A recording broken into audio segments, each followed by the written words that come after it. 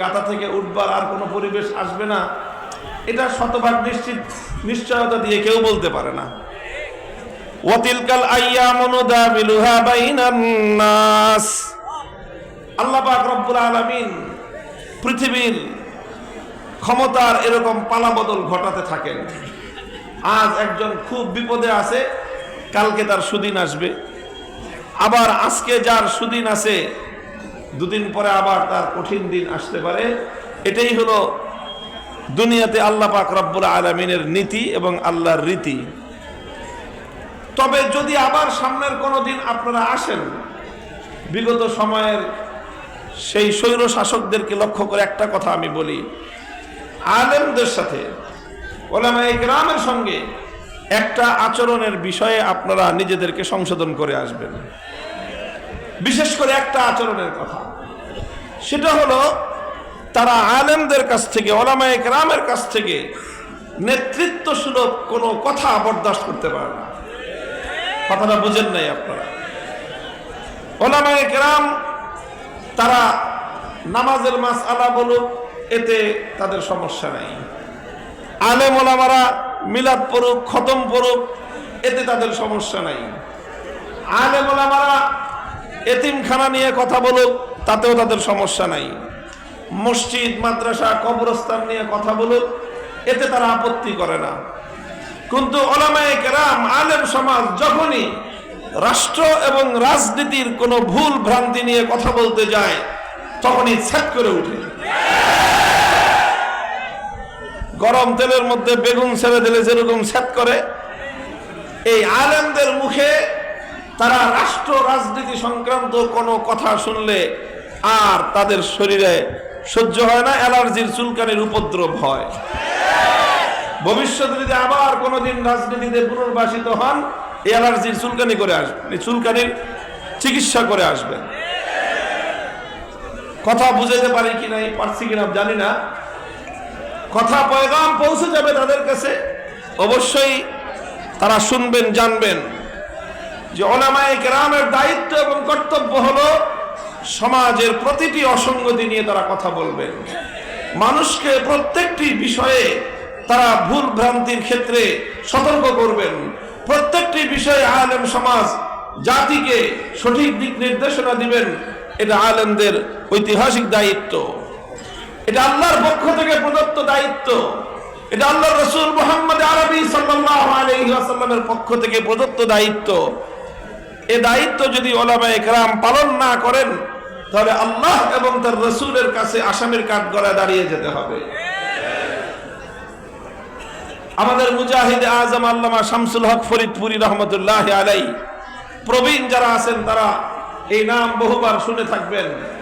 এই বাংলাদেশের কিংবদন্তি মুজাদ্দিদ আল্লামা শামসুল হক ফরিদপুরি রহমতুল্লাহি আলাইহি, হযরত হাফিজ জি হুজুর, পীর জি হুজুর এবং সদর সাহেব হুজুর, তিন ব্যক্তি আমাদের এই ঢাকার তিন আকাবেরে সালাসা, তিনজন প্রধান মুরব্বী যারা ঢাকার বুকে এসে ইসলামের ঝান্ডা উড্ডীন করেছিলেন।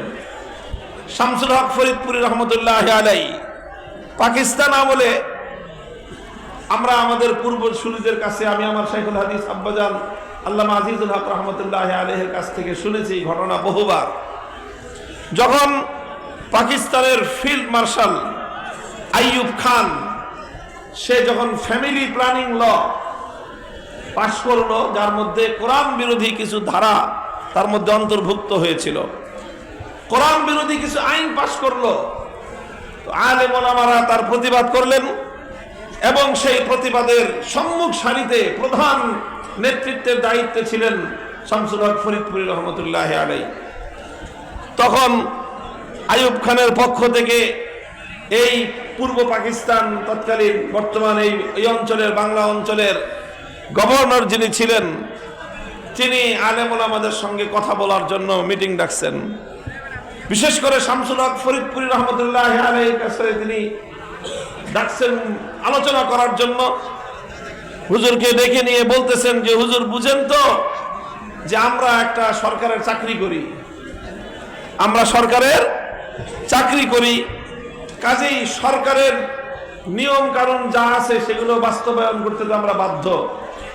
মানে বুঝাইতেছে যে এখন যেহেতু চলতেছে মার্শাল ল, আপনি যদি মার্শাল ল ভঙ্গ করে কোনো প্রতিবাদ জানান, মিছিল করেন, মিটিং করেন, তাহলে আপনার বিরুদ্ধে আমরা আইন প্রয়োগ করতে বাধ্য হব, যেহেতু আমরা সরকারের চাকরি করি। এই কথা যখনই বলেছে প্রশাসনের লোকজন, তখন হুজুর বলছেন যে হ্যাঁ আপনি খুব ভালো কথা বলছেন।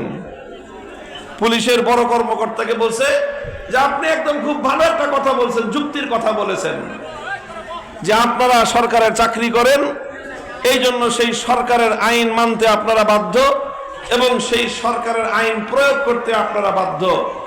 গভর্নর সাহেব মনে রাখবেন, আমরাও এক বড় সরকারের চাকরি করি, আমরাও এক বড় সরকারের চাকরি করি। যখন সেই বড় সরকারের কোন আইন লঙ্ঘিত হয়, তখন তার দিনের উপর যখন আঘাত করা হয়, তখন সেই বড় সরকারের আইন বাস্তবায়ন করার জন্য যা করতে হয় তাই করতে আমরা বাধ্য হই।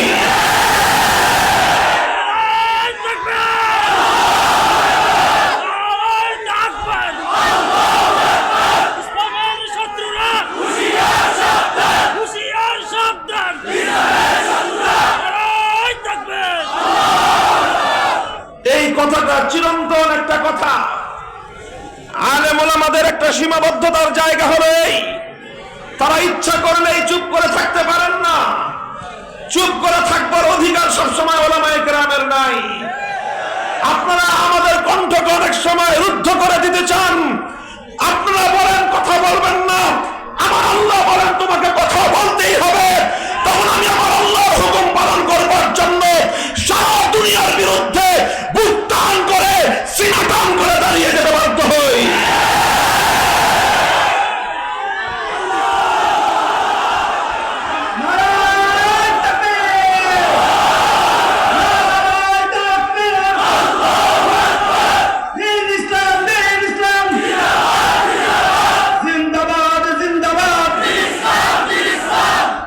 মুহতারাম হাজিরিন, কাজেই কথাটা ছিল এই জায়গায়, কথা এই জায়গায় ছিল।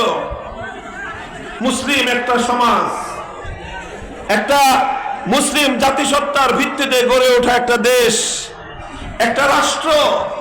1947 সালে তো ভাগাভাগি হয়েছে, 47-এ ভাগাভাগি হয়েছে, সবাই বলে এটাকে দেশ বিভাগ।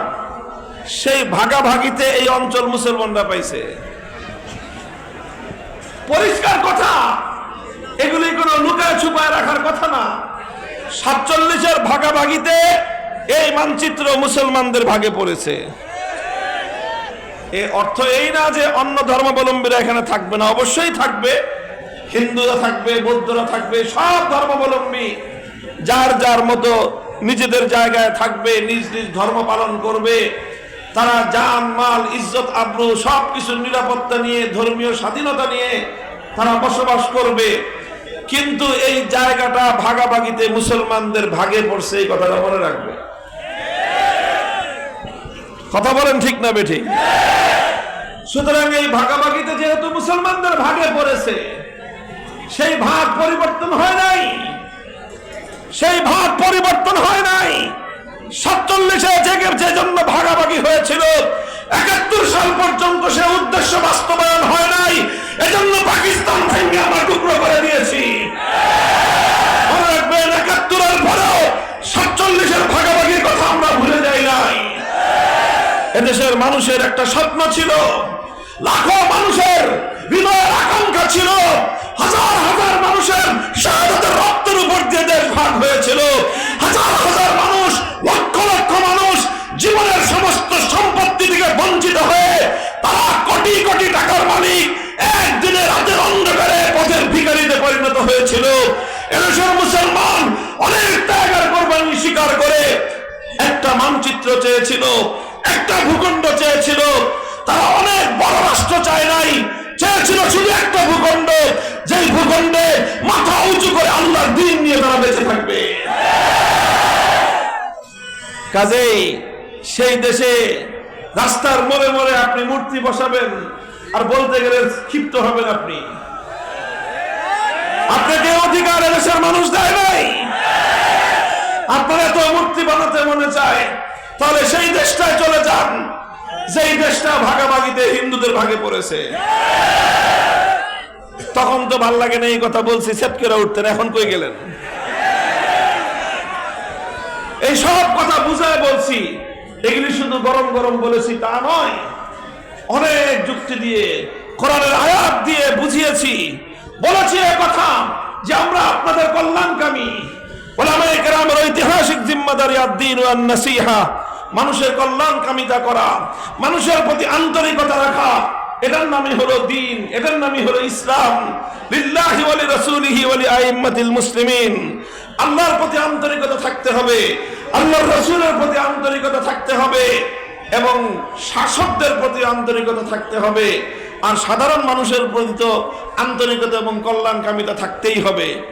শাসকের প্রতি আন্তরিকতার জায়গা থেকে বলেছিলাম এ কথা যে এভাবে একজন মরহুম মানুষের মূর্তি বানায় তাকেও লাঞ্ছিত এবং অপদস্থ করবেন না, নিজেরাও লাঞ্ছনার সম্মুখীন হবেন না। এই কথা কেন বললাম? কলিজার মধ্যে বলে আগুন ধরে গেছে। এরপরে যা হবার হয়েছে, প্রতিটা ঘটনায় এই আপনাদের মাহফিলে যা কিছু ঘটেছিল সেই সূত্র ধরেই ঘটেছিল।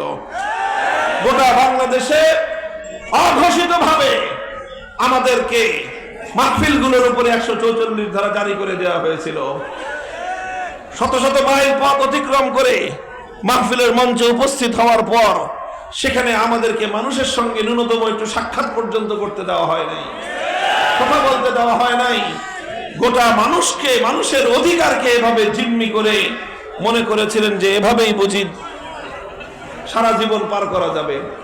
আমরা বলতে চাই যে ভবিষ্যতে সকলেই যেন আমরা এখান থেকে শিক্ষা গ্রহণ করি।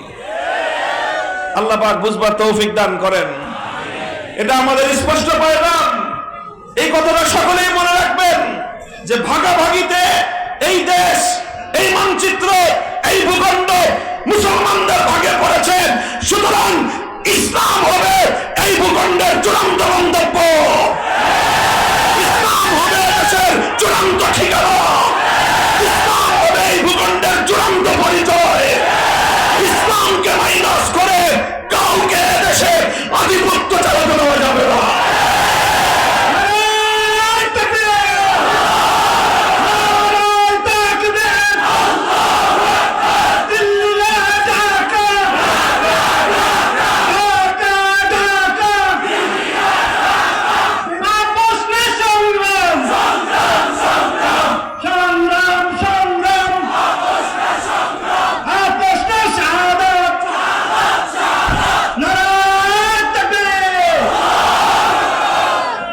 আল্লাহ পাক রব্বুল আলামিন আমাদেরকে সকল ষড়যন্ত্রের হাত থেকে হেফাজত করেন।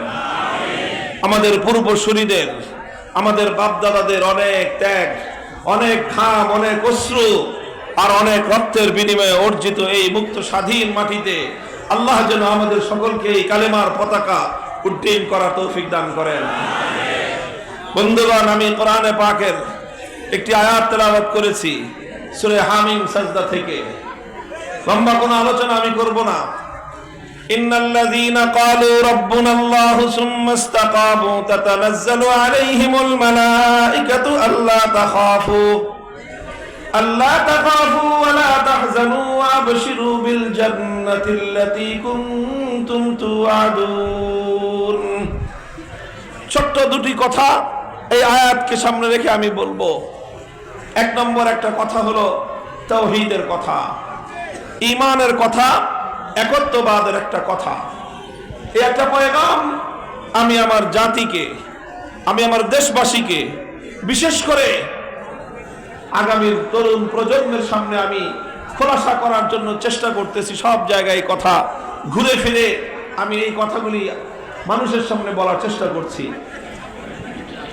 তাওহীদ, তাওহীদ মানে কি? একত্ববাদ। তাওহীদ মানে একত্ববাদ। একত্ববাদ মানে হলো আল্লাহ এক এবং অদ্বিতীয়। আল্লাহ এক এবং অদ্বিতীয়। এই তাওহীদ, আল্লাহকে এক এবং অদ্বিতীয় বিশ্বাস না করলে একজন মানুষ ঈমানদার হতে পারে না। তাওহীদ হলো ঈমানের সবচেয়ে গুরুত্বপূর্ণ বুনিয়াদ, ঈমানের ভিত্তি এবং সবচেয়ে গুরুত্বপূর্ণ ভিত্তি, প্রধান ভিত্তি, প্রথম ভিত্তি হলো তাওহীদ। এই জন্য যখন মানুষ কবরে যাবে সর্বপ্রথম প্রশ্ন হবে তাওহীদ নিয়ে, মার রব্বুকা, বলো তোমার রবকে। কথা বলেন ঠিক না বেঠিক? প্রশ্ন হবে মার রব্বুকা, কে তোমার রব, এই প্রশ্নটা হবে। এখন এই প্রশ্নের জবাব তো দিতে হবে যে আমাদের রব কে। শুধু মুখে বললে হবে না, কে আমাদের রব এই বিষয়টা বুঝে শুনে কার্যে পরিণত করতে হবে। কথা বলেন ঠিক না বেঠিক? তা আসলে আমরা আল্লাহকে যে রব বলি এটা শুধু মুখে মুখে বলি না আসলে বাস্তবেই আমরা আল্লাহকে রব মানি? বাস্তবে কতটুকু রব আমরা মানি আর কতটুকু মানি না একটু আমরা আলোচনা করে দেখব। মুহতারাম হাজিরিন, আমি বলেছিলাম তাওহীদের কথা, একত্ববাদের কথা। এই তাওহীদের অনেকগুলো দিক রয়েছে। প্রতিটি দিকে যেই সকল বিষয়ে আল্লাহর একত্ববাদের উপর ঈমান রাখতে হয়, প্রতিটি ক্ষেত্রে আল্লাহকে এক এবং অদ্বিতীয় বিশ্বাস করতে হবে। তার মধ্যে একটা গুরুত্বপূর্ণ তাওহীদের দিক হলো তাওহীদ ফিল ইবাদাহ। ইবাদতের মধ্যে আল্লাহকে এক এবং অদ্বিতীয় বিশ্বাস করতে হবে। ইবাদত কার করতে হবে? এক। বলেন, ইবাদতের মালিক একমাত্র কে? ইবাদতের উপযুক্ত একমাত্র কে? এক আল্লাহ ছাড়া অন্য কারো যদি কেউ ইবাদত করে তাহলে সে আর ঈমানদার থাকতে পারে না, সঙ্গে সঙ্গে সে মুশরিকে পরিণত হয়, যত সামান্যই হোক না কেন। বলেন তো দেখি, একজন মানুষ 24 ঘন্টার মধ্যে 23 ঘন্টা 55 মিনিট আল্লাহর ইবাদত করলো, 5 মিনিট শুধুমাত্র দুর্গার পূজা করলো, আপনারা বলেন দেখি লোকটা ঈমানদার না বেঈমান? সন্দেহের কোনো অবকাশ আছে? কেন? সে যে 23 ঘন্টা 55 মিনিট শুধু আল্লাহর ইবাদত করলো, ওটা দেখলেন না? 5 মিনিট দুর্গার পূজা করলে মুশরিক হয়ে গেল, কাফের হয়ে গেল। কারণটা কি? কারণ ইবাদত শুধু আল্লাহর জন্যই করতে হবে। যখনই ইবাদত করবে একমাত্র কার জন্য করতে হবে? আল্লাহ ছাড়া 5 মিনিট নয়, 1 মিনিট, আর 1 মিনিটও নয়, 1 সেকেন্ড যদি কেউ আল্লাহ ছাড়া কোনো গায়রুল্লাহর ইবাদত করে, পূজা করে, সে আর কিছু হতে পারলেও ঈমানদার হতে পারে না, সে মুশরিকে পরিণত হয়। কথা পরিষ্কার? তাহলে এক আল্লাহকে মানতে হলে ইবাদত একমাত্র কার করতে হবে? আল্লাহর করতে হবে। এটাকে বলা হয় তাওহীদ ফিল ইবাদাহ। ইবাদতের ক্ষেত্রে আল্লাহর একত্ববাদ। ঠিক এরকম ঈমানের আরো কিছু বিষয় রয়েছে। আমাদের সারা দুনিয়াব্যাপী দাওয়াত এবং তাবলীগের যে মেহনত চলে, সারা দুনিয়াব্যাপী দাওয়াত এবং তাবলীগের মেহনতের সাথীরা তারা তাদের মেহনতকে বলে থাকেন যে এটা হলো ঈমানের মেহনত, ঈমানকে তাজা করার মেহনত, মানুষকে ঈমান শেখার মেহনত, ঈমান শেখানোর মেহনত। সব কথা হলো ঈমানের কথা। এবং সেখানে একটা কথা খুব গুরুত্ব দিয়ে উম্মতকে বোঝানো হয়, শেখানো হয়, সেটা হলো কারণে ওয়ালি জাত একমাত্র আল্লাহ। সবকিছু করেন একমাত্র কে? যা কিছু হয় সব কার পক্ষ থেকে হয়? খাওয়ান কে? পরান কে? সব কিছু করেন একমাত্র আসলে কে? এই কথাটা এমন ভাবে ওনাকে ওখানে বলা হয়, বলতে বলতে বলতে বলতে প্রত্যেকটা মানুষের হৃদয়ের গহীনে এক আল্লাহর পক্ষ থেকে যা হওয়ার হয় এই ইয়াকিন যেন দিলের মধ্যে বসে যায়। এটাই হলো দাওয়াত এবং তাবলীগের মেহনতের মূল লক্ষ্য। এই যে এটা হলো তাওহীদের একটা মেহনত, এটাকে আমরা, এই আলোচনাটাকে আমরা বলতে পারি তাওয়াক্কুল আলাল্লাহ, অর্থাৎ আল্লাহর উপরে পরিপূর্ণ আস্থা, পরিপূর্ণ বিশ্বাস যে একমাত্র আল্লাহর পক্ষ থেকেই হবে। এটাও তাওহীদের একটা দিক। তাওহীদের আরেকটা দিক আছে, যেই দিকটার বিষয়ে সমাজ, জাতি অত্যন্ত ঘোর অন্ধকারের মধ্যে নিমজ্জিত। সমাজ এই ব্যাপারে গাফেল, সমাজ এই ব্যাপারে একেবারে সম্পূর্ণ অন্ধকারে নিমজ্জিত আছে, বেখেয়াল ঘুমন্ত অবস্থায় আছে গোটা দেশ, গোটা জাতি, গোটা উম্মাহ। তাওহীদের সেই বিষয়ে জাতিকে জাগ্রত করা এখন আমাদের ঐতিহাসিক দায়িত্ব এবং জিম্মাদারি হয়ে পড়েছে। আমি সেই তাওহীদের ছোট্ট একটু কথা আপনাদেরকে স্মরণ করিয়ে দিব। আমি এই কথাটা বলার জন্য একটি হাদিসের উদ্ধৃতি দিচ্ছি। হযরত আদী ইবনে হাতিম রাদিয়াল্লাহু তাআলা আনহুর একটি হাদিস, হাদিসের বিভিন্ন কিতাব আবু দাউদ, তিরমিজি, এমনকি বুখারী এবং মুসলিমের মধ্যে এই হাদিসের অংশ বিশেষ বর্ণিত হয়েছে। আপনারা কি আমার কথা বুঝতেছেন? এটা কথা বুঝার জিনিস, একটু বুঝতে হবে, তারপরে এটা বুঝে সারলে সেই কথাটা নিয়ে সমাজে বাস্তবায়ন করার জন্য ঝাঁপায়া পড়তে হবে। রক্ত তো দিতে হবে নাকি? জীবন তো দিতে হবে না? জীবন সারা একেবারে কিয়ামত পর্যন্ত গাঠি বেঁধে আলমারির মধ্যে রেখে দিবেন? হ্যাঁ, তো জীবন যখন যাবেই, তো জীবনটা কাকে দেওয়া উত্তম? কার রাহে দিবেন? তো দেওয়ার জন্য তো আগে কেমনে দিবেন বুঝতে হবে।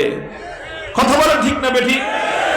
আদী ইবনে হাতিম রাদিয়াল্লাহু তাআলা আনহু, একটা নাম পৃথিবীতে সুপরিচিত, নামটা হলো হাতেম তয়ী। নাম শুনেছেন কি? অনেক বখিল মানুষ ছিলেন। হ্যাঁ, পৃথিবীর ইতিহাসে দানবীর হিসেবে জগৎ বিখ্যাত কিংবদন্তি হাতেম তয়ী বললে মানুষ বুঝে দানবীর। এই হাতেম তয়ী তিনি ছিলেন রাসূল আকরাম সাল্লাল্লাহু আলাইহি ওয়াসাল্লামের কিছুদিন আগের মানুষ। আল্লাহর নবীর সঙ্গে তার সাক্ষাৎ হয়েছে মর্মে কোনো প্রমাণ নেই, তবে তার ছেলে আদী ইবনে হাতিম, তিনি আল্লাহর নবীর সঙ্গে সাক্ষাৎ হয়েছে এবং তিনি ইসলাম গ্রহণ করেছেন এবং অত্যন্ত মর্যাদাবান একজন সাহাবী ছিলেন। আল্লাহর নবী যাদেরকে বিশেষভাবে সম্মান দিতেন, মর্যাদা দিতেন, সেই তালিকায় আদী ইবনে হাতিমের নাম পাওয়া যায়। আল্লাহর নবী ওনাকে দেখলে নবীজি তাকে সম্মান করতেন, নবীজি তাকে সমীহ করতেন। আদী ইবনে হাতিম রাদিয়াল্লাহু তাআলা আনহু ইসলাম গ্রহণ করার পূর্বে খ্রিস্টান ছিলেন, খ্রিস্ট ধর্মের অনুসারী ছিলেন। শুধু অনুসারী না, বরং সেই ধর্মের একজন পণ্ডিত ব্যক্তি ছিলেন, অনেক জানাশোনা জ্ঞানী ব্যক্তি ছিলেন। কাজেই তিনি তার পূর্বেকার ধর্ম, সাবেক ধর্ম, খ্রিস্ট ধর্মের অনেক বিষয় সম্পর্কে তার সম্যক অবগতি ছিল। তিনি একদিন আল্লাহর নবীকে একটা প্রশ্ন করলেন, জি ইয়া রাসূলুল্লাহ, আমি তো একজন আহলে কিতাব, একজন খ্রিস্টান ছিলাম, সুতরাং খ্রিস্ট ধর্ম সম্পর্কে যাবতীয় সকল বিষয় আমার চুলচেরা জানা আছে। কিন্তু আমার প্রশ্ন হলো, পবিত্র কোরআনে পাকের সূরাতুল বারাতের মধ্যে আল্লাহ পাক রব্বুল আলামিন ইহুদি এবং খ্রিস্টানদের বিষয়ে একটা অভিযোগ করেছেন। আমি যতটুকু খ্রিস্ট ধর্ম সম্পর্কে জানি, আমার জানা মতে তো খ্রিস্টানদের মধ্যে এই দোষটা নাই, অথচ আল্লাহ পাক কোরআনে পাকের মধ্যে খ্রিস্টানদের ব্যাপারে সেই দোষের কথা আলোচনা করলেন। নবীজি জানতে চাইলেন কি দোষ। আদী ইবনে হাতিম বললেন, আল্লাহ পাক রব্বুল আলামিন কোরআনে পাকের মধ্যে ইরশাদ করেছেন অভিযোগের সুরে, ইত্তাখাযু আহবারাহুম ওয়া রুহবানাহুম আরবাবাম মিন দুনিল্লাহ, যে খ্রিস্টানরা তাদের মধ্যকার দুই শ্রেণীর মানুষকে, প্রথম শ্রেণীর মানুষ হলো আহবারাহুম, তাদের মধ্যে যারা পণ্ডিত শ্রেণী, আর দ্বিতীয় হলো রুহবানাহুম, তাদের মধ্যে যারা পাদ্রী শ্রেণী, তাদের পণ্ডিতদেরকে আর তাদের পাদ্রীদেরকে ইত্তাখাযু আরবাবা, তারা রব হিসেবে গ্রহণ করে নিয়েছে, তারা খোদা বানায় নিয়েছে। তারা খোদা বানাইছে কাকে? তাদের পণ্ডিতদেরকে। আর কাদেরকে? তাদের পাদ্রীদেরকে। এটা হলো কোরআনের কথা। আদী ইবনে হাতিম বললেন, ইয়া রাসূলুল্লাহ, আমি তো খ্রিস্টান ছিলাম জীবনের দীর্ঘ একটা সময়, আমি সব কিছু জানি। কোথায়? খ্রিস্টান ধর্মের মধ্যে তো কোনোদিন কোনো পাদ্রীকে, কোনো পণ্ডিতকে খোদা বলা হয় নাই, রব বলা হয় নাই, এবং রব তো তারা মানে না, বিশ্বাস করে না। তাহলে কেন কোরআনে পাকের মধ্যে খ্রিস্টানদের ব্যাপারে এই অভিযোগটা করা হলো? প্রশ্নটা বুঝেছেন আপনারা? আল্লাহ রাসূল সাল্লাল্লাহু আলাইহি ওয়াসাল্লাম কোন কোন বর্ণনায় এসেছে আদী ইবনে হাতিমের কাছে পাল্টা প্রশ্ন ছুড়ে দিলেন।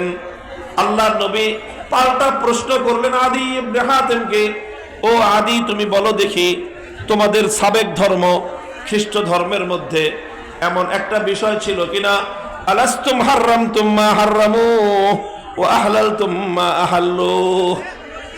আদি তুমি বলো দেখি, তোমাদের মধ্যে এমন কোন বিষয় ছিল কি যে আল্লাহ পাক রব্বুল আলামিন কোন একটা জিনিসকে বেআইনি করে দিয়েছেন, আল্লাহর পক্ষ থেকে বেআইনিকৃত অবৈধ ঘোষিত সেই বিষয়টাকে তোমাদের পণ্ডিত আর পাদ্রীরা মিলে বৈধ ঘোষণা করে দিল, আর তোমাদের পুরা জাতি আল্লাহর বিধানকে বাদ দিয়ে পণ্ডিত আর পাদ্রীদের সেই কথা হিসাবে সেটাকে তারা বৈধ হিসাবে গ্রহণ করে নিল। এমন কোন বিষয় ছিল? অথবা উল্টা কোন একটা জিনিসকে আল্লাহ পাক বৈধ করে দিয়েছেন, তোমাদের পণ্ডিত আর তোমাদের পাদ্রীরা বলল সেটা বেআইনি, আল্লাহ যেটাকে বৈধ বললেন তোমার পাদ্রী আর পণ্ডিতরা সেটাকে বেআইনি বলে দিল, অবৈধ বলে দিল। তোমরা তখন পণ্ডিত আর পাদ্রীদের কথায় আল্লাহ সেই বিধানকে পরিবর্তন করে সেটাকে তখন তোমরা অবৈধ বলে গ্রহণ করতে শুরু করলা। এমন বিষয় কি তোমাদের মধ্যে ছিল?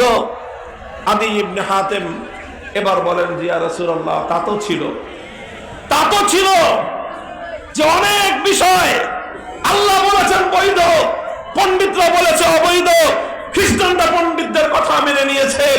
আবার অনেক বিষয় আল্লাহ বলেছেন অবৈধ, পাদ্রীরা বললেন বৈধ, তখন তারা আল্লাহর কথা বাদ দিয়ে আল্লাহর আইনের জায়গায় পাদ্রীদের আইন তারা মেনে নিয়েছে। এরকম বিষয় খ্রিস্টানদের মধ্যে অহরহ ছিল। আল্লাহর নবী তখন আদি ইবনে হাতেমকে বললেন, ফাতিলকা ইবাদাতুহুম, কোথাও বলা হয়েছে ফাযালিকা ইত্তিখাজুর রব। সুতরাং হে আদি, খুব ভালো করে মনে রেখো, আসমান এবং জমিনের মধ্যে এই পৃথিবীতে গোটা মানব জাতির জন্য কোনটা বৈধ কোনটা অবৈধ, কোনটা বিধিসম্মত কোনটা বিধি বহির্ভূত, কোনটা আইনসম্মত কোনটা বেআইনি, এটা চূড়ান্তভাবে নির্ধারণ করে দেওয়ার একমাত্র অধিকার কার? চিৎকার করে বলার একমাত্র অধিকার কার? আইন করবার, বিধান তৈরি করবার চূড়ান্ত অধিকার একমাত্র কার? আল্লাহ পাক রব্বুল আলামিনের সেই চূড়ান্ত অধিকারকে চ্যালেঞ্জ করে খ্রিস্টানদের মধ্যে পণ্ডিত এবং পাদ্রীরা আল্লাহর আইন এবং আল্লাহর বিধানকে পরিবর্তন করে দিয়ে নিজেদের পক্ষ থেকে বিধান আর আইন যখন জারি করত, খ্রিস্টানরা তাদের পণ্ডিত এবং পাদ্রীদের বিধান মেনে নিত। আল্লাহর কোরআনের মধ্যে আল্লাহ বলছেন, সুতরাং তোমরা যখনই আল্লাহর আইন বাদ দিয়ে তোমাদের পণ্ডিত আর পাদ্রীদের আইন মেনে নিয়েছো, তখনই তোমরা পণ্ডিতদেরকে আর পাদ্রীদেরকে খোদা হিসেবে মেনে নিয়েছো। মুহতারাম হাজিরিন, এটা মনে করবার কোনো অবকাশ নাই যে শুধু খ্রিস্টানরা আল্লাহর আইনের জায়গায় আল্লাহর বিধানের পরিবর্তে পণ্ডিত আর পাদ্রীদের বিধান মানলে তারা মুশরিক হয়ে যাবে, তারা তাদেরকে তাওহীদ থেকে সরে যাবে, তারা তাদের পণ্ডিত আর পাদ্রীদেরকে খোদা বানায় নেওয়া হলো। আর মুসলমান হয়ে যদি আমরা আল্লাহর বিধানের পরিবর্তে আমাদের কোন মন্ত্রীদের বিধান মেনে নেই, আল্লাহর বিধানের পরিবর্তে আমরা যদি আমাদের এমপিদের পাশ করা বিধান মেনে নেই, তাহলে বুঝি আমাদের ঈমানের কিছু হবে না। তোমাদের ঈমানকে আল্লাহ পাক রব্বুল আলামিন এরকম ঠিকাদারি কাউকে দেন নাই। যেই অপরাধ করার কারণে ইহুদিদের ঈমান ধ্বংস হয়েছে, যেই অপরাধের কারণে খ্রিস্টানদের ঈমান ধ্বংস হয়েছে, সেই অপরাধ যদি কোন নামধারী মুসলমানের মধ্যে পাওয়া যায়, সেও মুশরিকে পরিণত হবে, সেও বেঈমানে পরিণত হবে। আমার আল্লাহর নিকট কোনো পার্সিয়ালদের ব্যবস্থা নাই। মুহতারাম হাজিরিন, এই যে একটা তাওহীদের কথা আমি বলছি, এটাকে বলা হয়, বিভিন্ন শব্দে বলা যায়, এটাকে বলা হয় তাওহীদ ফিল হাকিমিয়া, এটাকে বলা হয় তাওহীদ ফিল হাকিমিয়া। ইনিল হুকমু ইল্লা লিল্লাহ, চূড়ান্ত ভাবে আইন করার একমাত্র অধিকার কার? কেউ প্রশ্ন করতে পারেন, হুজুর তাহলে কি মানুষ কোন আইন করতে পারবে না, সরকার কোন আইন করতে পারবে না, বিভিন্ন কর্তৃপক্ষ কোন আইন করতে পারবে না? এই প্রশ্নের জবাব হলো হ্যাঁ, মানুষ আইন করতে পারবে, সরকার আইন করতে পারবে, বিচারপতিরা আইন করতে পারবে, কর্তৃপক্ষ আইন করতে পারবে, তবে এক শর্তে পারবে। বলেন কয় শর্তে? বলেন কয় শর্তে? এক শর্তে মানুষ আইন করতে পারবে, এক শর্তে সরকার আইন করতে পারবে, এক শর্তে মন্ত্রী পরিষদ আইন করতে পারবে, এক শর্তে সংসদ আইন পাস করতে পারবে। আর সেই শর্তটা খুব ভালো করে মন শুনবেন, ভালো করে বুঝবেন, আগামীর দিনে সেইটা বাস্তবায়ন করার জন্য জানবো লড়াই করবেন। সেই শর্ত হলো যে মানুষের কোন আইন আল্লাহ পাকের কোন আইনের বিরুদ্ধে যেতে পারবে না। মানুষের কোন আইন আল্লাহ পাকের কোন আইনের সঙ্গে সাংঘর্ষিক হতে পারবে না। মানুষ যদি কোন আইন তৈরি করতে চায় যেটা আল্লাহর আইনের বিরুদ্ধে, সঙ্গে সঙ্গে মানুষের সে আইন অকার্যকর এবং বাতিল বলে গণ্য হবে। সারা দুনিয়ার 700 কোটি মানুষ, ধনী দরিদ্র, সমগ্র সব ধর্মাবলম্বী, সারা দুনিয়ার 700 কোটি মানুষ মিলে যদি একটা আইন করে, আর সেই আইনটা যদি আমার আল্লাহর কোন একটা আইনের 1000 ভাগের 1 ভাগের সঙ্গে সাংঘর্ষিক হয়, 700 কোটি মানুষের আইন বাতিল হবে, আমার আল্লাহর আইন উচ্চে থাকবে, সেটাই কার্যকর থাকবে।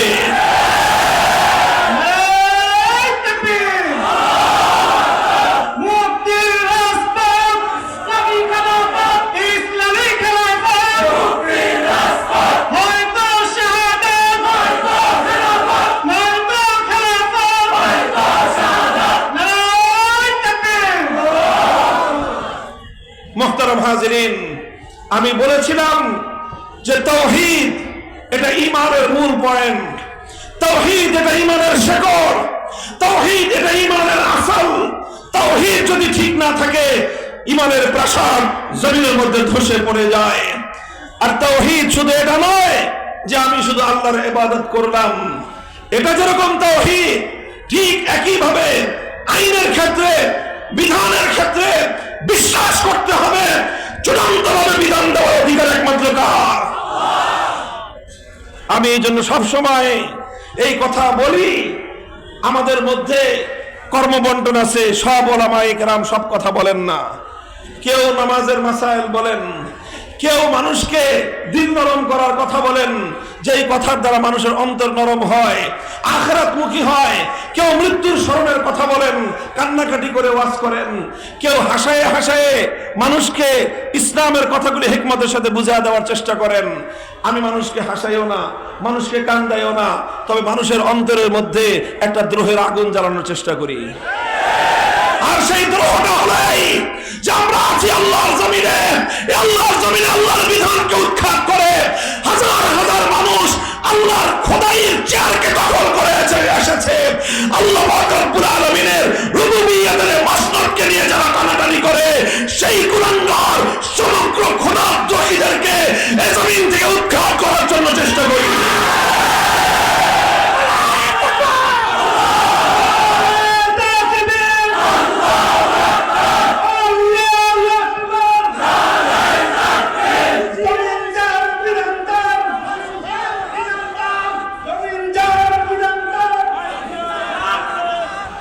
মুহতারাম হাজিরিন, এই যে তাওহীদের কথা বললাম, এটা ঈমানের প্রশ্ন, এটা তাওহীদের প্রশ্ন।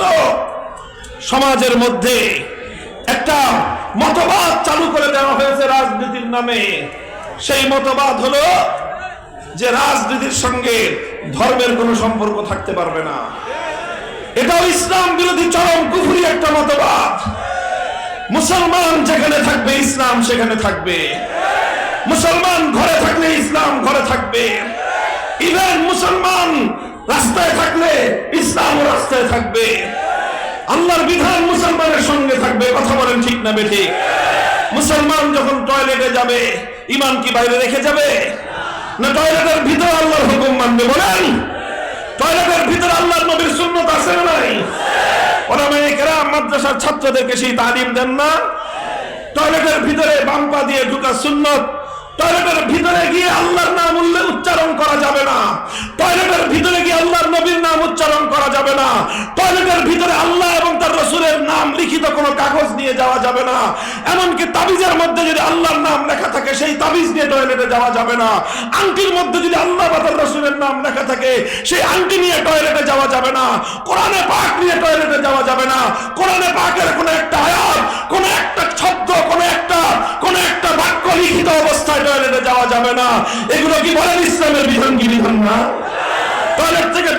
সময় ডান পা দিয়ে বের হতে হবে, টয়লেটে ঢোকার সময় বিসমিল্লাহ পড়তে হবে, আল্লাহুম্মা ইন্নী আউযু বিকা মিনাল খুবসি ওয়াল খাবায়েস, এটা পরে ঢোকা সুন্নাত। টয়লেট থেকে বের হওয়ার সময় বের হয়ে আবার পড়তে হবে আলহামদুলিল্লাহিল্লাযী আযহাবা আন্নিল আযা ওয়া আফানি। বলেন, টয়লেটে যাওয়া আসা, টয়লেটে থাকা, এই পূর্ণটার মধ্যে ইসলাম আছে না নাই? তাহলে তোমার টয়লেটের মধ্যে যদি ইসলাম থেকে থাকে, টয়লেট যখন তুমি পালন করবা সেখানে যদি তোমার ইসলাম থেকে থাকে, তুমি যখন তোমার পরিবারের মধ্যে বিবাহ শাদীর অনুষ্ঠান করবা সেখানে ইসলাম থাকবে কি থাকবে না? তুমি যদি বলো যে ইসলাম শুধু মসজিদে থাকবে, বিবাহ শাদীর অনুষ্ঠানে থাকবে না, তুমিও শুনে রাখো, এভাবে ইসলাম পালন করবার কোনো অধিকার আল্লাহ তোমাকে দেন নাই। তুমি যদি মসজিদে ইসলাম মানো, বিবাহ শাদীর মধ্যে তোমাকে ইসলাম মানতে হবে।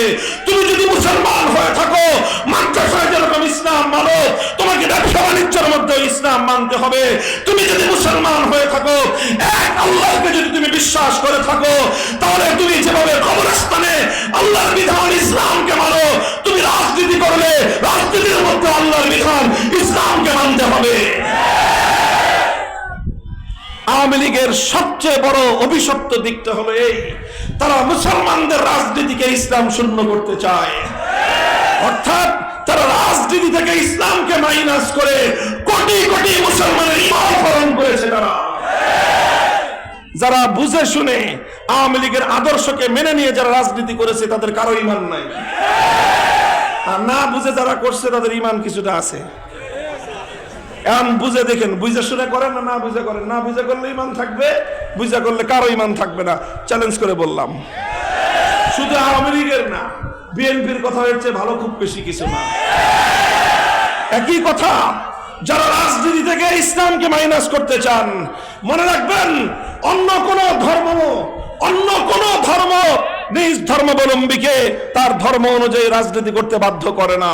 এজন্য হিন্দুর পক্ষে তার ধর্মবাদ দিয়ে রাজনীতি করা সম্ভব, খ্রিস্টানের পক্ষে তার রাজনীতি তার ধর্মবাদ দিয়ে রাজনীতি করা সম্ভব, বৌদ্ধের পক্ষে ধর্মবাদ দিয়ে রাজনীতি করা সম্ভব, ইহুদির পক্ষে ধর্মবাদ দিয়ে রাজনীতি করা সম্ভব।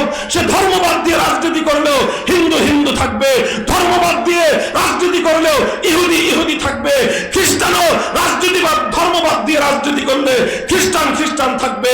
কিন্তু কোন মুসলমান যদি ইসলামবাদ দিয়ে রাজনীতি করে সে মুসলমান থাকতে পারে না। আফাতুমিনুনা বিবাদিল কিতাবি ওয়া তাকফুরুনা বিবাদ, তোমরা কি আল্লাহর কোরআনের কিছু বিধান মানবা, কিছু বিধান মানবা না? এইভাবে তোমার স্বেচ্ছাচারিতা করার সুযোগ ইসলামের মধ্যে নাই। মুহতারাম হাজিরিন, এই জন্য এই কথা আজ মানুষের কানে কানে পৌঁছানোর সময় এসে গেছে। মনে রাখবেন, আমরা যদি এই কথা না বলি, আমরা যদি এই কথা মানুষের কাছে পৌঁছানোর ক্ষেত্রে কার্পণ্য করি, মানুষ কিন্তু চুপ করে বসে থাকবে না।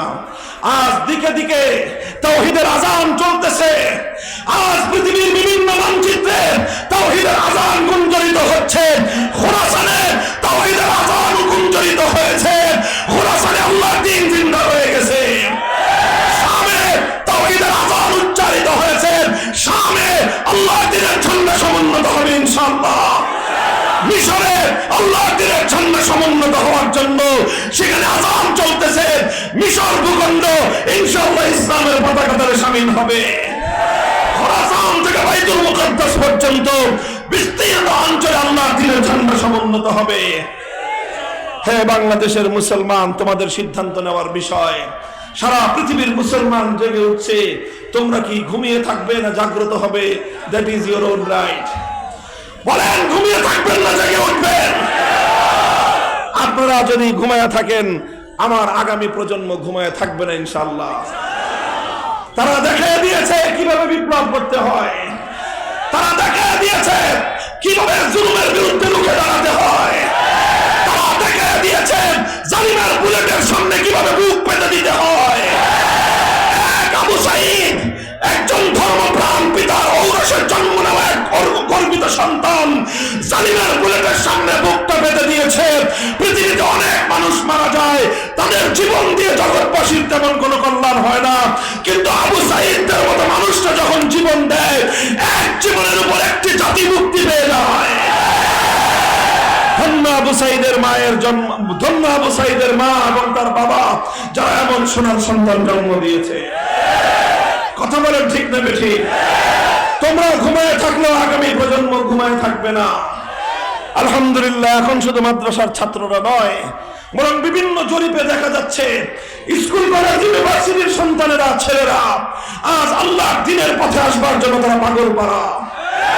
তারা তাওহীদকে শিখবার চেষ্টা করছে, তারা তাওহীদকে বুঝবার চেষ্টা করছে, তারা তাগুতের বিরুদ্ধে লড়াই করার জন্য মাঠে নামতে প্রস্তুত হচ্ছে। এই স্রোত থামায় রাখা যাবে না, এই স্রোত থেকে এটা অসম্ভব হবে না। মানুষের জাগরণ বুলেট মেরে স্তব্ধ করে দেওয়া যাবে না। যে জাতি জেগে উঠতে শুরু করেছে, ইনশাআল্লাহ চূড়ান্ত ইসলামী বিপ্লব করে তারা থামবে ইনশাআল্লাহ।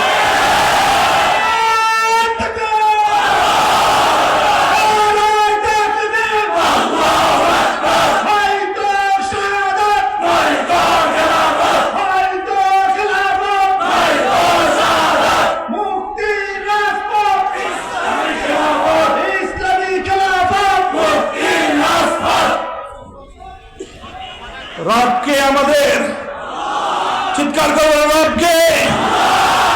ইন্নাল্লাযীনা ক্বালু রাব্বুনাল্লাহ, যারা এক আল্লাহকে রব বলে ঘোষণা করবে, আল্লাহকে রব মেনে আল্লাহর এই রুবুবিয়্যতের এই আগুন নিয়ে কোন ঈমানদার শুধু চুপ করে বসে থাকতে পারে না। যার দিলের মধ্যে এই তাওহীদ ঢুকবে, ওয়া কাযালিকাল ঈমান হিনা তুখালিতু বাশাশাতুল কুলুব, ঈমান যখন কারো হৃদয়ের মধ্যে ঢুকে যায়, তখন তার আচার আচরণ, তার কথার মাধ্যমে তাওহীদের এই অগ্নিস্ফুলিঙ্গ বের হতেই থাকবে।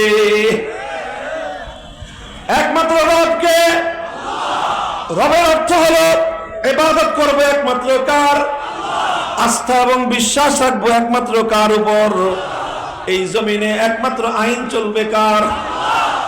যখন তুমি এক আল্লাহর আইনের সামনে আত্মসমর্পণ করবা, তখন তুমি আল্লাহর রুবুবিয়্যতকে মেনে নিলা।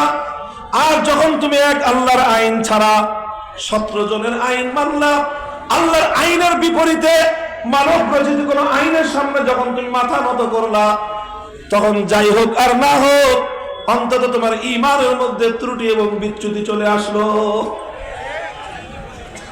খুব একটা মাহফিলের মধ্যে একটা আলোচনায়, খুব গভীর আলোচনায় যাওয়ার অবকাশ আমার নাই। আমি শুধু আপনাদেরকে একটা প্রশ্ন করি, আপনারা জবাব দিবেন। আমরা একটা খতরনাক একটা অবস্থার মধ্যে আছি সবাই, আমি, আপনি, আমরা, আলেম ওলামা, সাধারণ মানুষ সকলেই একটা খতরনাক অবস্থার মধ্যে আছি। আর সেই অবস্থাটা হলো এই, আমরা একটা সংবিধানের অধীনে আছি, যেই সংবিধানের মধ্যে অনেকগুলো ধারাই কুফরি ধারা। কুফরি ধারার সংবিধানের অধীনে থাকার কারণে আমরা চাইলেও পরিপূর্ণ নির্ভেজাল ঈমান এবং ইসলাম নিয়ে আমাদের জীবন আমরা কাটাতে পারি না। কথাটা বুঝলেন? এটা আমরা কেউ পারি না, আমিও পারি না, আপনিও পারেন না। বলবেন হুজুর কিরকম? ছোট্ট একটা দৃষ্টান্ত দিই আমি আপনাদের সামনে, আপনারা আমার একটা কথা বুঝেন। আচ্ছা, আপনারা বলেন তো, বিভিন্ন সময়ে বিভিন্ন কারণে বিচার সালিশের জন্য, কোনো গন্ডগোল মীমাংসার জন্য মামলা দায়ের করতে অথবা মামলা ফেস করার জন্য আদালতে গেছেন জীবনে যে কোনো সময় একবার হলেও? কারা কারা গেছেন একটু হাত উঠান দেখি। অনেক মানুষ, প্রায় 15 থেকে 20% মানুষ বিভিন্ন সময় আদালতে গিয়েছেন। কথা বলেন ঠিক না বেঠিক? এই যে আমাদের দেশে যে আদালত চলতেছে, নানা কারণে অনেক সময় বাধ্য হয়ে আমাদের যেতে হয়। আমার সম্পদ চুরি হয়ে গেছে, মামলা করতে আদালতে যেতে হয়। কথা বলেন ঠিক না বেঠিক? গাড়ি চুরি হয়ে গেছে, হোন্ডা চুরি হয়ে গেছে, বাড়িতে ডাকাত এসে সম্পদ চুরি করে নিয়ে গেছে, মামলা করতে আদালতে যেতে হয়। কেউ মারা গেছে, কোন একটা মানুষকে খুন করা হয়েছে, এখন তার এই হত্যার বিচারের জন্য আদালতে যেতে হয়। কথা বলেন ঠিক না বেঠিক? আচ্ছা বলেন, আপনার একজন আপনজন নিহত হলো, এই হত্যাকাণ্ডের বিচার চাওয়ার জন্য আদালতে গেলেন। আপনি যেই আদালতে গেলেন, সেই আদালত আল্লাহর আইন অনুযায়ী বিচার করবে? বলেন তো। আল্লাহ পাক হত্যাকাণ্ডের যেই বিচার কোরআনে পাকের মধ্যে নাজিল করেছেন, সেই হত্যাকাণ্ডের বিচার অনুযায়ী আল্লাহর আইন অনুযায়ী এই আদালত বিচার করবে? চুরি করেছে, আপনি চুরির বিরুদ্ধে মামলা দায়ের করলেন, যেই আদালতে আপনি চুরির মামলা দায়ের করলেন, চোর ধরা পড়লে আল্লাহর কোরআনের আইন অনুযায়ী চোরের উপর শাস্তি প্রয়োগ করবে? বলেন। তাহলে আল্লাহর আইন অনুযায়ী তারা বিচার করবে না, তারা বিচার করবে কি অনুযায়ী? মানুষের বানানো আইন অনুযায়ী। কথা বলেন ঠিক না বেঠিক? তাহলে মানুষের বানানো আইনের কাছে যারা বিচার চাইতে যায়, কোরআন তাদের সম্পর্কে কি বলেছে? সূরাতুন নিসার ৬০ নম্বর আয়াত তেলাওয়াত করেন। ইয়াজউমুনা আন্নাহুম আমানু বিমা উনজিলা ইলাইকা ওয়া মা উনজিলা মিন ক্বাবলিক ইউরিদুনা আন ইয়াতাহাকামু ইলা আত-তাগুত ওয়া ক্বাদ উমিরু আন ইয়াকফুরু বিহি। আল্লাহর কোরআন পরিষ্কার বলে দিয়েছে যে যারা আল্লাহর আইন বাদ দিয়ে অন্য কোন আইনের কাছে বিচার চাইতে যাইবে, তাদের ঈমান থাকবে না, তারা কাফেরে পরিণত হবে। এখন বলেন, কথাটা বুঝে বলেন, খুব খতরনাক একটা কথা। কিন্তু আপনারা যে চোরের বিচার চাইতে গেলেন, আল্লাহর আইনের কাছে বিচার চাইতে গেছেন, না আল্লাহর আইন বাদ দিয়ে মানুষের বানানো আইনের কাছে বিচার চাইতে গেছেন? বলেন তো। তো কোরআনের ফয়সালা অনুযায়ী তো আপনাদের ঈমান নাই। একটা বলেন, খতরনাক অবস্থায় আছি না আমরা? এখন বলবেন, হুজুর কি আসলেই কি ঈমান নাই? না, আপনার ঈমান আছে, একটা কারণে আছে। কয়টা কারণে? একটা কারণে ঈমান আছে, সেটা হলো এই, আপনি স্বেচ্ছায় যান নাই, আপনি বাধ্য হয়ে গেছেন। আপনি আসলে আল্লাহর আইনই চান। কথা বলেন। আপনার বিচার আল্লাহর আইন অনুযায়ী চান না ব্রিটিশ আইন অনুযায়ী বিচার চান? আপনি আল্লাহর আইন অনুযায়ী আদালত দেখতে চান না ব্রিটিশ আইন অনুযায়ী আদালত দেখতে চান? আপনি আল্লাহর আইন অনুযায়ী দেশ দেখতে চান না ব্রিটিশের আইন অনুযায়ী দেশ দেখতে চান? যারা আল্লাহর আইন বাদ দিয়ে ব্রিটিশের আইন অনুযায়ী আদালত দেখতে চায়, তাদের কথা লিখে রাখেন, তাদের কারো ঈমান নাই, সব বেঈমান। যারা আল্লাহর আইন বাদ দিয়ে ব্রিটিশের আইন অনুযায়ী দেশ দেখতে চায়, তাদের কারো ঈমান নাই, তারা সব বেঈমান। কারণ এটা কোরআনের কথা।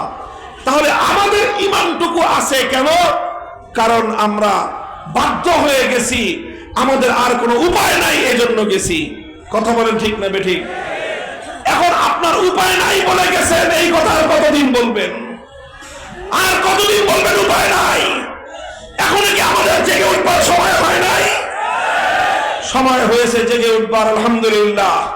এই যে জুলাই এবং আগস্টের যে বিপ্লব হলো, এই বিপ্লব আমাদেরকে চোখে আঙ্গুল দিয়ে দেখিয়ে দিয়েছে, অল্প কিছু তরুণ এবং যুবক, অল্প কিছু তরুণ এবং যুবক তারা যখন অন্যায়ের বিরুদ্ধে, জালিমের বিরুদ্ধে বুক টান করে দাঁড়াবার জন্য রাস্তায় বেরিয়ে পড়েছে, তখন 15 বছরের জগদ্দল পাথরের মতো ফ্যাসিবাদী স্বৈরাচারী সরকার পালিয়ে যেতে বাধ্য হয়েছে। এবং এই বিপ্লবটার একটা বড় সিম্বল, বড় একটা আইকন হলো, বড় একটা আলামত হলো। লক্ষ্য করলে দেখা যায় বিপ্লব চূড়ান্তভাবে সফল হয়েছে আগস্টের 5 তারিখ। সংবাদ পাইছেন কয়টায় আপনারা? দুপুর 2টার দিকে মোটামুটি সবাই সংবাদ পেয়েছে 2টায়। কারণ আমরাই তো 2টার আগে খবর পাই নাই। আপনারা পাবেন কোত্থেকে? 1:30 একটু পরে জোহরের নামাজটা পড়ার পরে আমি খবর পেয়েছি 2:45 আগ দিয়ে। স্বাভাবিক আপনারা আরো পরে খবর পেয়েছেন। এই যে 2টার দিকে যে খবর বের হলো, এরপরে 2টা থেকে নিয়ে 3টা পর্যন্ত 1 ঘন্টা বাংলাদেশের টেকনাফ থেকে তেতুলিয়া গোটা দেশের চিত্রটা একটু কল্পনা করেন তো। 5ই আগস্টের দুপুর 2টা থেকে 3টা পর্যন্ত কি চিত্র হয়েছে? কোনো আলেম ডাক দিতে হয় নাই, কোনো নেতা আওয়াজ দিতে হয় নাই, কারো কোনো নেতৃত্বের প্রয়োজন হয় নাই। টেকনাফ থেকে তেতুলিয়া মুসলমানদের এই জনপদের যত জায়গায়, জেলা হোক, উপজেলা হোক, হাইকোর্ট হোক, এমনকি যেখানেই হোক, একেবারে সেনাবাহিনীর সেই ক্যান্টনমেন্টে হোক, যেখানেই হোক, যত মূর্তি ছিল সমস্ত মূর্তি ভেঙে গুড়িয়ে দেওয়া হয়েছে। আছে মূর্তি আর একটাও? মূর্তি আছে আর একটাও? এই সব মূর্তি ভাঙলো কারা? বিপ্লবীরা। কারা ভেঙেছে? বলেন কারা ভেঙেছে? আগস্ট বিপ্লবের চেতনা যারা বুঝতে পারো নাই, আগস্ট বিপ্লবের চেতনাকে যারা ধারণ করতে পারো নাই, আগস্ট বিপ্লবের যারা প্রকৃত স্পিরিট এবং এই বিপ্লবের প্রকৃত শক্তি যারা পারো নাই, অনুধাবন করতে পারো নাই, আমি তাদেরকে বলবো 5ই আগস্টের 2টো থেকে 3টা এই 1 ঘন্টার বাংলাদেশের দিকে তাকায় দেখো। এদেশের মানুষ শিরকি সংস্কৃতিকে ভালোবাসে না। এদেশের মানুষ তাওহীদ এবং একত্ববাদের পক্ষে। এদেশের মানুষের বুকের উপর জোর করে বেশি দিন শিরকি সংস্কৃতি চাপিয়ে রাখা যায় না। যে জাতি 1 ঘন্টার ব্যবধানে টেকনাফ থেকে তেঁতুলিয়ায় সমস্ত মূর্তিগুলোকে ভেঙে গুড়িয়ে দিয়েছে, আগামীর বিপ্লবে এদেশের মানুষ কুফরি সংবিধানকে অবন্ধ ঘোষণা করে ভাসিয়ে দেবে।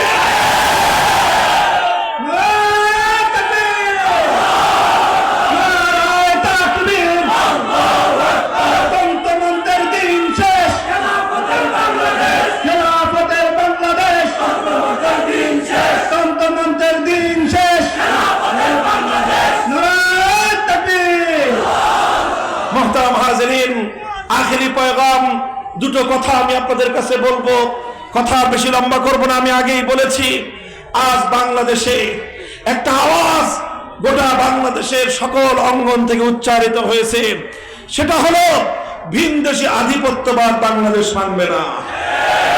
এটা দীর্ঘ একটা সময় পর্যন্ত শুধু আলেম ওলামারা বলতেন, শুধু হুজুররা চিৎকার করতেন, আর নাম নিয়েই বলি, ভারতীয় আধিপত্যবাদ বাংলাদেশে চলবে না। আগে শুধু হুজুররা বলতো, আলহামদুলিল্লাহ এখন তো বাংলাদেশের রাষ্ট্র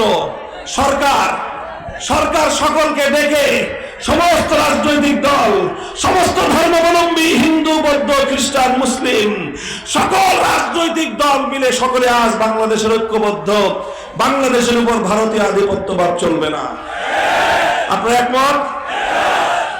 এখন শুধু চলবে না বললেই হবে না, আসলে উৎখাত করতে হবে। 20 বৃক্ষের গোড়ায় যদি পানি ঢালেন আর 20 বৃক্ষের ডাল ছেড়ে দেন, গাছ মরবে না গাছ আরো তরুতাজা হবে? গাছ মারতে চাইলে শেকড় শুদ্ধ উপরে ফেলতে হবে। ভারতীয় আধিপত্যবাদের শেকড় বাংলাদেশের সংবিধানের মধ্যে লুকিয়ে আছে। 1971 সালে বাংলাদেশ যখন স্বাধীন হয়, তখন বাংলাদেশের একজন নেতার মাধ্যমে ভারতের তৎকালীন প্রধানমন্ত্রী শ্রীমতী ইন্দিরা গান্ধী ভারত রাষ্ট্রের তাদের সংবিধানের মূলনীতিগুলো বাধ্যতামূলকভাবে বাংলাদেশের মানুষের উপর চাপিয়ে দিয়ে ভারতীয় গোলামীর সংবিধান 72 তৈরি করে দিয়েছে। 72-এর সংবিধান ভারতের গোলামীর সংবিধান। 72-এর সংবিধান কুফরি ধর্মনিরপেক্ষতাবাদের সংবিধান। এভাবেই বাংলাদেশটাকে ভারতের গোলামে পরিণত করবার সংবিধান দেওয়া হয়েছে 72 সালে। আজ ভারতীয় আধিপত্যবাদকে যদি রুখতে হয়, প্রধান কথা হলো এই আধিপত্যবাদের শেকড় বাংলাদেশের সংবিধান থেকে ধর্মনিরপেক্ষতাবাদ নামক এই কুফরি মতবাদ উৎখাত করে আল্লাহর উপর অবিচল আস্থা এবং বিশ্বাস ফিরিয়ে আনতে হবে। এটা যদি করা যায়, তাহলে এই দেশের সংবিধান এদেশের মানুষের ধর্মীয় আবেগ এবং অনুভূতির সঙ্গে সামঞ্জস্যপূর্ণ হবে। এই হলো একটা কথা। আর 2 নম্বর আরেকটা কথা হলো, বর্তমানে বাংলাদেশে একটা আওয়াজ উঠেছে চতুর্দিকে, সংবিধান সংস্কার। কি আওয়াজ? সংস্কার। সবচেয়ে বড় সংস্কার হলো সংবিধান সংস্কার। এই সংবিধান সংস্কারের আওয়াজের সময় আমরা একটা কথা জাতিকে নিয়ে রাষ্ট্রশক্তির কাছে আমরা তুলে ধরতে চাই। যত সংস্কার করেন আর না করেন, একটা সংস্কার করার কথা বুঝে নেন, মেনে নেওয়ার চেষ্টা করেন। সেটা হলেই সংবিধানে একটা ধারা সংযুক্ত যেন করা হয়, যেই ধারার মাধ্যমে এই কথাটা থাকবে যে কোরআন সুন্নাহ বিরোধী অথবা ইসলামী শরিয়া বিরোধী কোন আইন, কোন নীতিমালা, কোন বিধিমালা বাংলাদেশে কার্যকর হতে পারবে না। এই একটা আইন যদি, একটা ধারা যদি সংবিধানে সংযুক্ত করা যায়, তাহলে ইনশাআল্লাহ এই ধারার মাধ্যমে বাংলাদেশে কোরআন বিরোধী, ইসলাম বিরোধী, শরিয়া বিরোধী যত আইন আছে, যত নীতিমালা আছে, যত বিধিমালা আছে, এই সবগুলো শেকড় শুদ্ধ উপরে ফেলতে হবে। রাজি আছেন? এটা এমনি এখন বলতেছি আমরা, যদি তাদের সুমতি হয়, বুদ্ধি ভালো থাকে, আমাদের এই কথাগুলো তারা বুঝবেন। দেখেন, আমি যে কথাটা বললাম এই কথার সঙ্গে আমার গোটা বাংলাদেশের প্রতিটা মানুষের ইমানের সম্পর্ক। আমি আগেই বলেছি, সংবিধান কুফরি হওয়ার কারণে এই সংবিধানের অধীনে আমাদেরকে এই দেশে বসবাস করতে হয়। এই জন্য আমরা চাইলেও আমাদের ইমানকে সহি সালেম নিয়ে, ইসলামকে নিরাপদ নিয়ে আমরা এই দেশে চলতে ফিরতে পারি না। সংবিধানের কারণে আমাদেরকে নানা ইসলাম বিরোধী কার্যকলাপের সঙ্গে জড়িয়ে পড়তে হয়, ইচ্ছায় হোক অনিচ্ছায় হোক। তাই আমরা এমন একটা দেশ চাই, এমন একটা ভূখণ্ড চাই, এমন একটা মানচিত্র চাই যেখানে একজন আল্লাহর বান্দা আল্লাহর উপর শতভাগ ঈমান নিয়ে অবিচল ভাবে ত্রুটিপূর্ণ ত্রুটিমুক্ত ঈমান নিয়ে সেখানে বাঁচতে পারে। আমাদের এই কথা যদি এভাবে শুধু কথায় তাদের কানে পানি না ঢুকে, তাহলে আপনারা কি করবেন? এভাবেই সারা জীবন শুধু বলে যাবেন, না কোনো বিহিত করবেন? বলেন, কোন একটা ব্যবস্থা করতে হবে কি হবে না? যদি জিজ্ঞাসা করেন আমাকে কি ব্যবস্থা করতে হবে, ব্যবস্থা একটাই। যদি তারা শুধু আমাদের কথায় কর্ণপাত না করে, আমাদের এই আত্মচিৎকার যদি তাদের হৃদয়ে কোনো প্রতিক্রিয়া তৈরি না করে, আমাদের এই আহ্বান যদি তারা হৃদয় দিয়ে বুঝতে ব্যর্থ হয়, চূড়ান্ত পর্যায়ে মাঠে নামতে হবে, মাথার ঘাম পায়ে ফেলতে হবে আমাদেরকে। হাতের অন্ধকারে চোখের অশ্রু দিয়ে যায় নামাজ ভেজাতে হবে, আল্লাহর সাহায্য চাইতে হবে। আর এরপর অশ্রু দিয়ে, ঘাম দিয়ে জাতিকে তৈরি করে চূড়ান্ত ভাবে আল্লাহর জমিনে আল্লাহর দ্বীনকে জিন্দা করার জন্য, কোরআনী হুকুমত বাস্তবায়নের জন্য, ইসলামী খেলাফত কায়েমের জন্য, প্রয়োজনে শাহাদাতের রক্ত দেওয়ার জন্য শহীদ ঈদগাহে